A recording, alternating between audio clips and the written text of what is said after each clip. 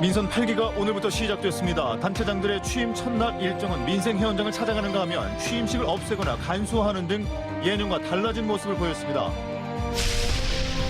하지만 민선 8기 시작부터 지방의회에서는 다수당을 차지한 민주당에 또 볼썽사나운 모습을 보이고 있습니다. 산지 쌀값 하락세가 계속되는 가운데 정부가 3차 쌀 시장 경제를 결정했습니다. 코로나19 이후 학생들의 교외 체험 학습이 늘었지만 그에 걸맞는 관리 대책은 뒤따르지 못하고 있습니다. 여러분 안녕하십니까? 목포 MBC 뉴스데스크입니다. 민선 8기가 오늘부터 시작됐습니다. 단체장들의 취임 첫날 일정이 예년과 많이 달라지고 있는데요. 민생회원장을 찾아가는가 하면 취임식을 없애거나 간소화하기도 했습니다. 김진선 기자입니다. 민선 8기 취임 첫날. 박홍률 목포시장의 첫 일정은 환경미화원들과 시작했습니다. 이른 새벽부터 목포 평화광장 공영주차장에서 미화원들과 생활 쓰레기를 치운 겁니다. 임기 동안 깨끗한 행정을 펼치겠다는 다짐입니다. 시민들을 섬기는 자세로 우리 민선 8기를 열어나간다. 다시 말해서 깨끗한 목포, 또 희망찬 큰 목포를 만드는데 시민들과 함께 최선을 다해 나가겠습니다. 강진원 강진군수는 지역 발전 비전을 발표하는 장으로 취임식을 꾸몄습니다. 시장 상인들과 복직원의 어르신들, 지역 커뮤니티 센터의 부모 등 다양한 군민들을 화상으로 연결해 대화도 나눴습니다.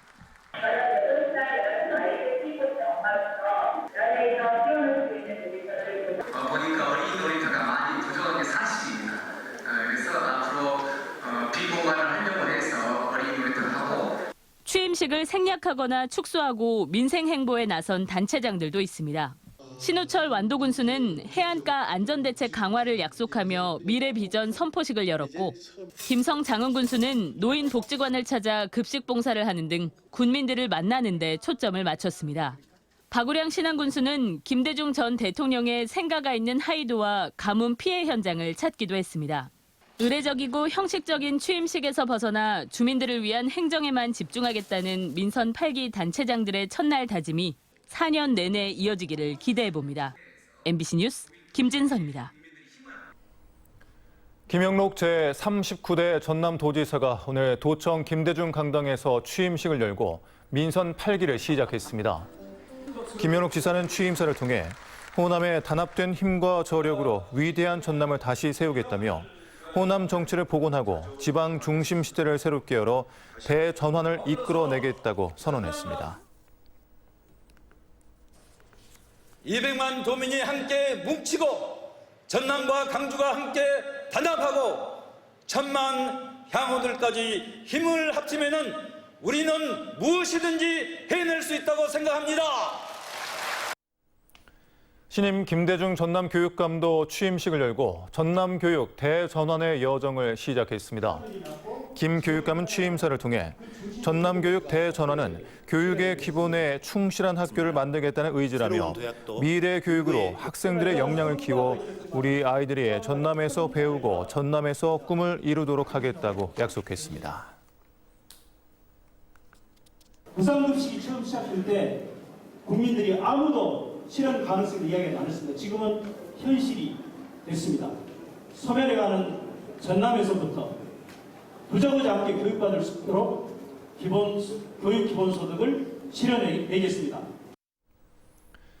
반면에 민선 8기 시작부터 지방의회에서 볼썽사나운 모습이 포착되고 있습니다. 일단 선거 패배 이후 쇄신을 이야기하고 있는 민주당에서 비롯된 일들입니다. 양현승 기자입니다. 무안군의회가 280회 임시회를 열었습니다. 9대 의회 전반기 의장단을 꾸려야 하는 자리였습니다.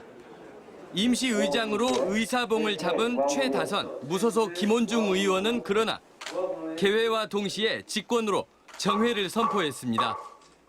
9명의 의원 중 7명이 소속된 민주당이 사전 조율을 통해 의장단을 독식하려 준비한 것에 제동을 건 겁니다. 새로운 민의 반영을 반영하여 옹구성이 하도록 공무원들이 심사숙고할 수 있는 시간을 드리고자 합니다. 민선 8기 시작부터 민주당에서 비롯된 잡음이 터져나오기 시작했습니다.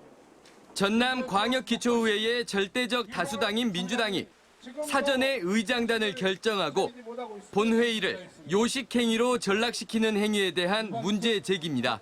일방적인 가해연구소를 즉각 중단하라!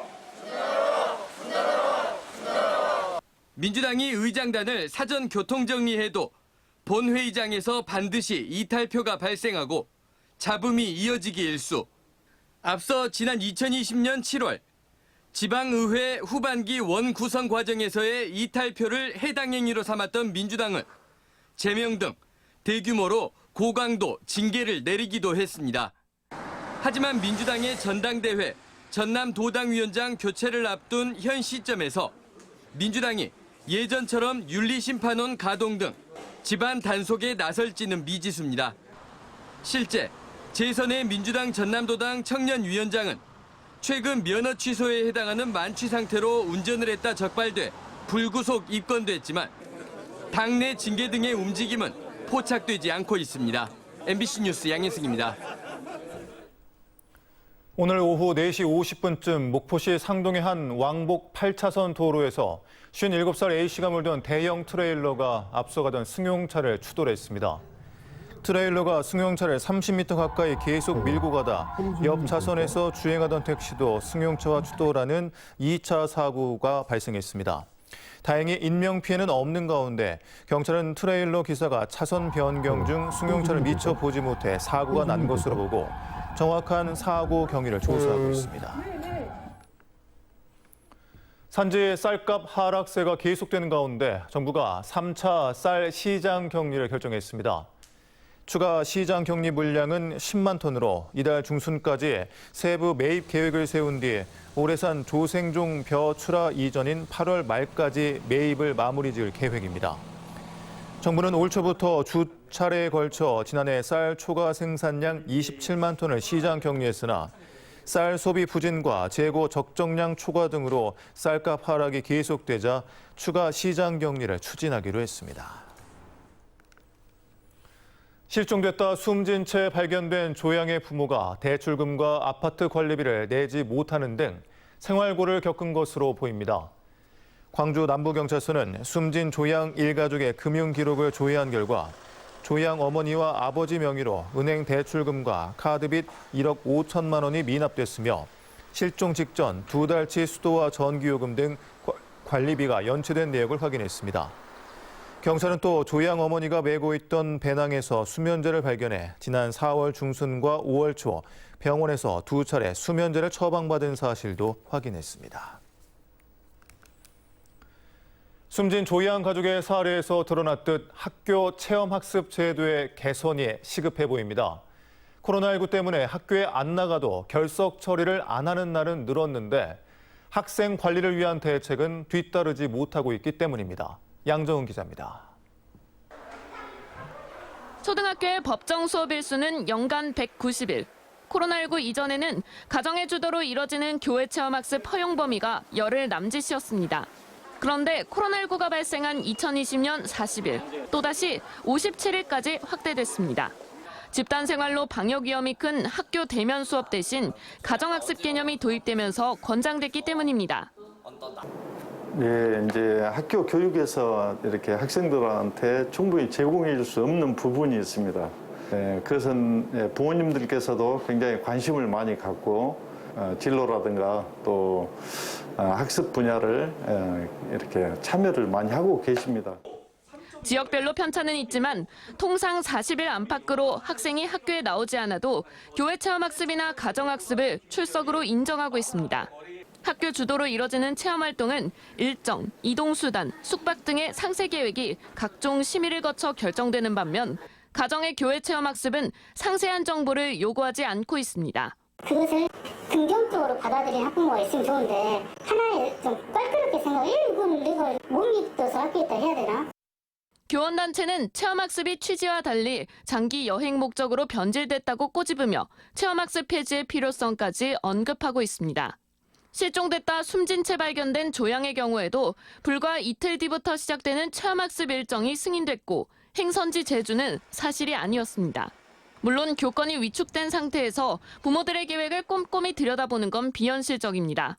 정상적인 방법으로 저희가 가족들끼리 이렇게 현장 교회 체험학습 하려고 하는데 왜 이렇게 반려를 하느냐, 승인을 안 해주냐, 이것도 상당한 일이 있을 수 있죠. 부모가 자녀를 보호하고 돌보는 교회 체험학습을 학교가 확인하도록 하는 것은 과도하다는 주장도 일부 교육계에서 나오고 있습니다. 하지만 학교가 가정의 체험학습을 맡긴 이후 방임과 가정폭력, 부모의 선택에 의해 돌이킬 수 없는 결과로 이어지기도 합니다. 당장 체험학습 중 안전 확인 의무 주체를 놓고 교육부는 학교 당국에, 교원단체는 학부모에게 맡겨야 한다며 입장차를 보이고 있습니다. 취지와 목적을 상실한 현재의 교회 체험학습 제도에 대한 재논의는 불가피해 보입니다. MBC 뉴스 양정은입니다. 완도군은 최근 조모양 가족 실종 사건 등으로 드러난 해상 안전 문제에 대처하기 위해 해안 시설물 위험도 평가를 실시하고 그 결과에 따라 3단계로 나눠 대규모 안전시설 정비 사업을 진행하기로 했습니다. 점검 대상은 해안가 CCTV와 가로등, 전멸 등 그리고 차량 진입을 차단하는 볼라드와 안전 난간 등입니다. 완도군은 또 어촌 뉴딜 사업 등 어항 개발 사업 과정에서도 안전시설 설치 의무제를 도입하기로 했습니다. 북상하는 제4호 태풍 에어리가 오는 4일부터 전남에 영향을 미칠 것으로 예보됐습니다. 전라남도는 태풍 에어리가 5일에는 전남 남해안까지 진출할 것으로 보여 강풍을 동반한 집중호우에 따른 피해가 우려된다며 일선 시군에 취약지 안전 점검, 재난 상황 대비 등을 긴급 지시했습니다.